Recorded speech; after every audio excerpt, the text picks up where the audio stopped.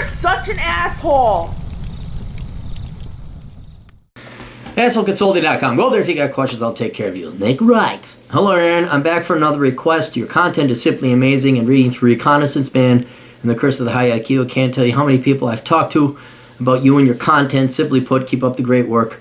I'm a big fan. As you should be, because I'm a fucking genius. And actually, I gave him a discount, not because he was kissing my ass, because he told other people about me. I'm emailing you today seeking some advice contrary to the profession I want to go into. My social life. Oh, by the way, this is going to be a long one, so if you want to pour a drink, please do. My question may sound weird because I feel like my situation is different than most. My daily schedule goes as working in the morning, school during midday, studying the rest of the day, and when I say that, I mean I literally just go to work, get my classes in, and study. I don't do anything else. Yeah, I'm accustomed to that schedule. I remember it. I wish this was different, but reading through your book, The Curse of the High IQ, in which I had my IQ tested through multiple websites, I consistently got scores higher than 130. Okay, yeah, so you know you're up there. I think this is why I find it unnatural to find friends and people around me who can have intellectually stimulating conversations with. Yeah, you are in what? 2 standard deviations, do the math, your top 2%.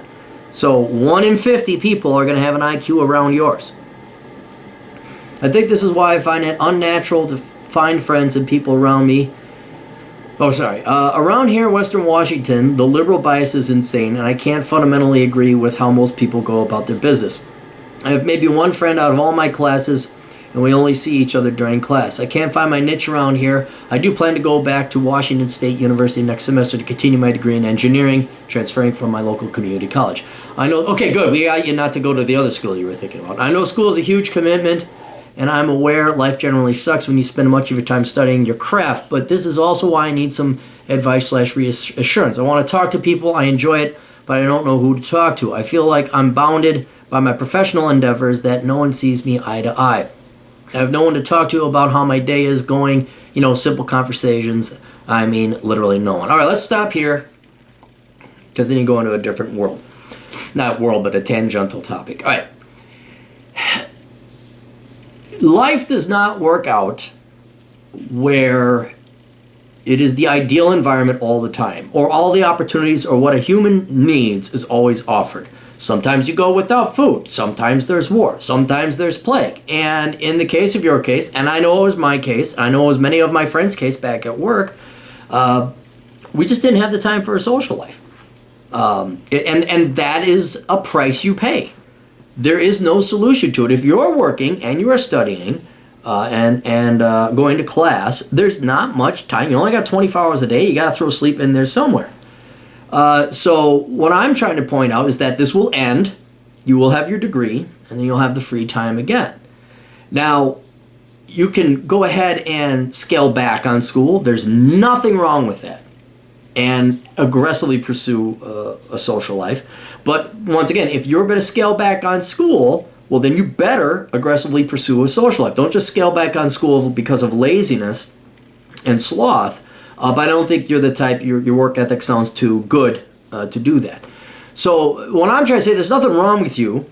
Humans are social creatures. You need other humans to be around. You'll go insane. That's solitary punishment is horrible. Then you start befriending people like Wilson, who's a volleyball, because there's no one else to talk to. You will go insane without other human beings around. But if you could get through it, if you could push through it, this will go away, and then you'll have more free time to start pursuing that. But if you are going to get extra free time, you're going to take your time getting your degree, which is fine. I mean, there's no rush to get a degree. Again, if I were to do college all over again, I would have taken 7 or 8 years to get through college. I would have had a lot more fun. I would have sacrificed a full point off of my GPA, and I would have told my teachers to fuck off. I mean, it would have been a hell of a lot better. But make sure you're not wasting any time and that you go and get yourself a social life. The other problem, though, just be aware of this. You read Curse of the High IQ. You're a statistical oddity. All right? Nothing wrong with that. That's just what you were born. Those are the cards you were dealt, good and bad. There's obviously pros to having a high IQ.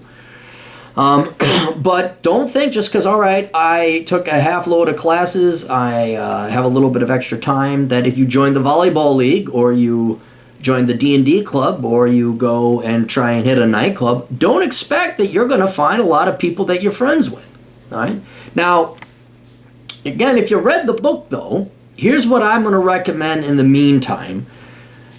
you're in an environment that is fleeting and temporary, and that is school. And even though you may have a very high IQ and you may not have that much time, it's not going to be a better environment to find people your age, not committed to wife and kids and all this other stuff, who also have the energy to go out. So I'm, in addition to maybe backing off school a little bit and opening up a little more free time for a social life, I would see if you haven't uncovered some stones that are still existing out there in academia, because you're not going to have this many people, especially in an engineering program, with that high level of IQ. And this is something that I took for granted, something that everyone takes for granted. They think you're going to have all your high school friends forever, you're going to meet some great people in college, you think, oh, they're going to be around forever, and then once you graduate and people start getting picked off because of marriage, or they move out to go to work a job out of town, and then especially when they have kids, you never see these people again. All right, so it may look bad, but your environment is only going to get worse. So I would maybe come up with a different strategy, join an engineering club if you have to, even join a fraternity, a professional fraternity if you have to,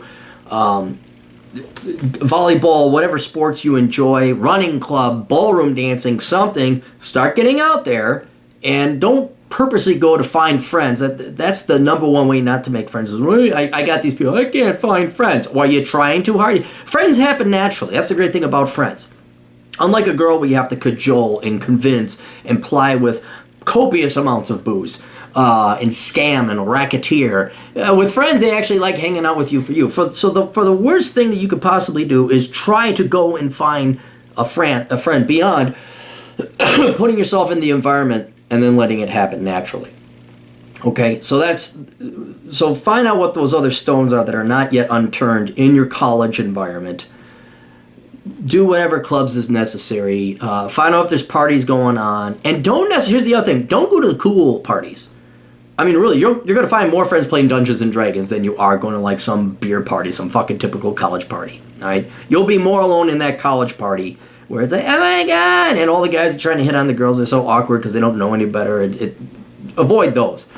Go and geek out, man. Get your fucking derp on, all right? And go where the other nerds or other type like-minded people congregate. So hobby, whatever. That's what you got to do, all right? So get out there, put yourself out there, make a concerted effort, see what options you have available, and then pursue that in your free time. All right, so that's literally no one. And then if that doesn't work, you know what? Fine, so be it. You're not going to college to start a social life. That's the true, honest thing. You're not there to make friends. You should make friends, obviously. It'd be ideal if you made friends. But if you don't make friends, that's all right. You're not there to make friends. You're there to go to school and go to college and get your degree. All right? This leads me to doubt that I won't find my eventual life partner. I see attractive girls here and there, and it's not that I don't have the confidence to go and talk to them. It's just that I don't think they'll be interested in who I am as a person. I keep conversations going, but they ask about me. I can keep conversations going, but say they ask about me. Are girls really interested to hear my philosophies about life? One of my favorite subjects to talk about. Girls are girls. I love talking about what I call level 1 thinking. Well, it's also because they're young and they're dumber than fuck. Talking about people, places, or tangent things? You mean tangential? That's cool and I enjoy that, but what really stimulates me are deep conversations. I feel that not everyone is down for those. Well, yeah, you got to get to know someone. Look, you can't open up a can of Stefan Molyneux when you meet girl for coffee. Okay, that's just, the first introduction. It's like, what do you think about the non-aggression principle? I mean, it's like sex. There's an element of foreplay before actual penetration. You don't just plop her on. I mean, not to sound crass, there's an element of fun that happens before that. Now, tough shit for you if you don't like. You got to deal with this level 1 thinking. That's how people figure out who you are, whether they can trust you. A lot of shit is going on in the back of your brain you're unaware of that will intuitively tell you and the girl whether this is a person they want to hang out with, and more importantly, whether they can trust this person. So don't lay down the deep fucking Socrates on these poor girls. Don't go fucking Richard Dawkins. I mean, great way. Look, you want just a little bit of advice. Don't even talk about yourself. Don't even talk about what you want. Here's an intellectual stimulating challenge that you can do that'll keep yourself entertained, and then it will naturally go down its natural course. And it'll help increase your chances with girls. Talk about them. Try and get into the journalist or interviewer mindset, where you want to find out everything about them. Not everything, keep private things matter. But, oh, that's interesting. What about that? How's that? But and make it a game, because you know what? All conversation is people waiting to tell other people what they want to tell them. No one actually listens to what the other person is saying, incorporates it, and then responds. And if you develop that skill, not only I think will you make very good friends and become popular and do well with the girls, but you'll be able to figure out a lot of, think about it. If in a conversation, 98% of it is somebody telling them about you because you keep asking them questions about themselves that are interesting, that follow a logical line of inquiry, and logic and intrigue, they're going to tell you a ton of shit, and then they won't know anything about you, and they'll be like, who was that guy? But, again, back here, he made me feel good. I enjoyed talking to that person. Why? Because they were talking to you. They weren't talking with you. You weren't having a conversation. All they did was talk about themselves, and that makes people feel good. All right? So in kind of a CIA spy sort of way, you have an advantage, but now you know enough about that person. Your brain is intellectually stimulated with this little game we play. Find out as much as you can about the person. Not for malicious purposes, just out of curiosity. And then they're more likely going to want to hang out with you. Why? Because you make them feel good. Because they like talking about themselves. Inevitably down the road, they might ask you about you. You can only have a one-sided conversation for so long. And if they do, tell them. But don't think right off the bat you're going to hey, what do you think? What is it? Not the non-aggression principle. What's the other one Molyneux does? Don't ask about whether she was raised by a single mom and how much you hate the state for supplanting the role of males. Okay, just don't. Do you what kind of coffee do you like? You ever try salsa dancing? Interesting. What shows do you like? Stupid fucking. And that doesn't mean they're not smart. Some people are very intelligent. Everyone has to come down to this common denominator of what is acceptable conversation topics, whether you're dating or in social circles, and then intuitively, without effort, I cannot emphasize that enough, without effort, things will evolve naturally, either as social friends or romantic friends, as in the case with the ladies.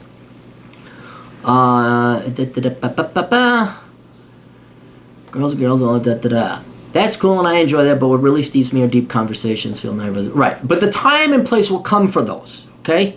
You're in no rush. You got all the time. You will ruin it by rushing it. You're going to get more deep intellectual conversations by not rushing it, letting it happen on its own, than you will trying to get that in the first 5 minutes of conversation. You'll freak people out. It could just be me overthinking things.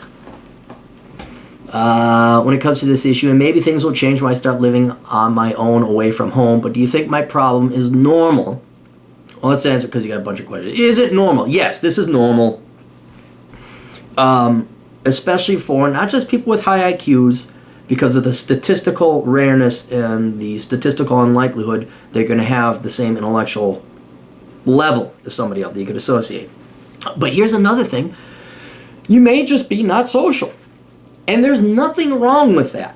If you're antisocial, like you hate people, you're a misanthrope, which I am, but I'm a cool one, and there's good reason for it. I didn't just come out to be a misanthrope. At one time I was nice. But if some people just don't like hanging out with groups of people. Some people don't like going and watching the game with a bunch of fucking dipshits with guts, horking down wings, wearing some other man's jersey.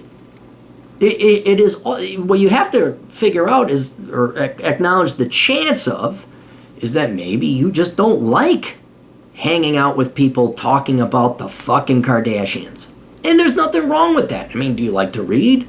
Are you okay on your own? Do you listen to podcasts?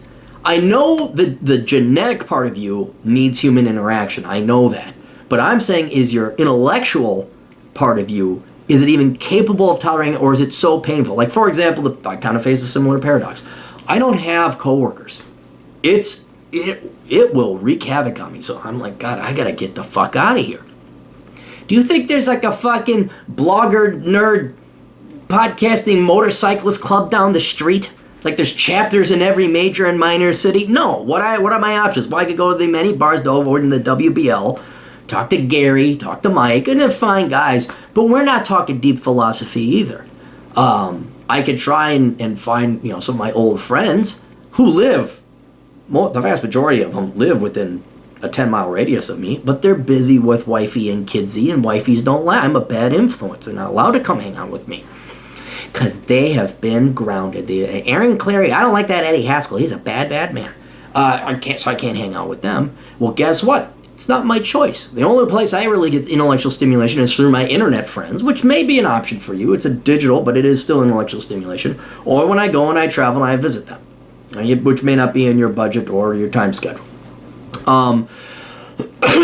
But you may face a similar paradox where you need this level of type of stimulation in terms of intellect or type or topical or topic of conversation, and it just doesn't exist in your physical geographic environment.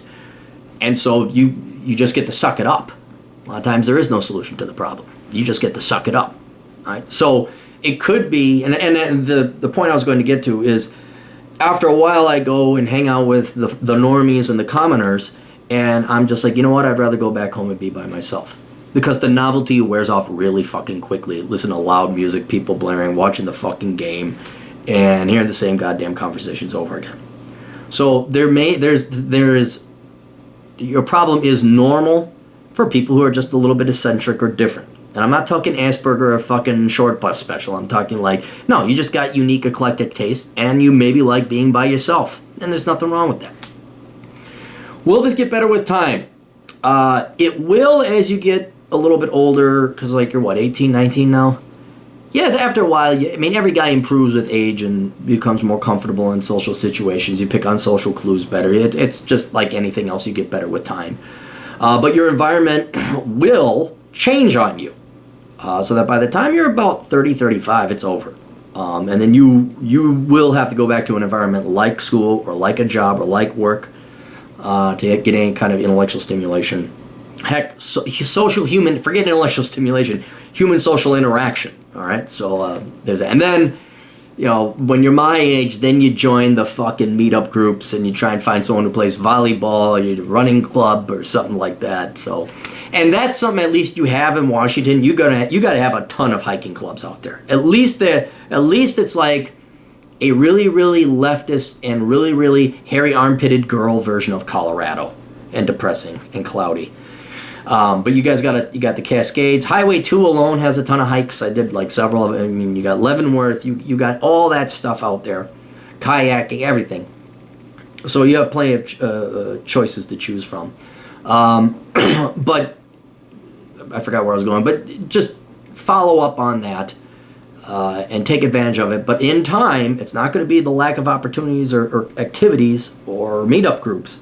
It's going to be that your age group and peer group has got kids and families, and maybe you even have kids and families. By that time, you're not even going to have this problem because your kid's going to be puking and vomiting and infecting the rest of the family, and your wife will be cheating. I'm kidding, but she might if you don't get out of this fucking funk. Joking. Hang on. Computer went off. All right. Or do I need to just stop being a pussy and stop complaining I have no life and get out and start doing random shit? There may be an element of you being a pussy, but I don't get that here. Because you are busy. And I know what it takes working full time, going to school full time. I mean,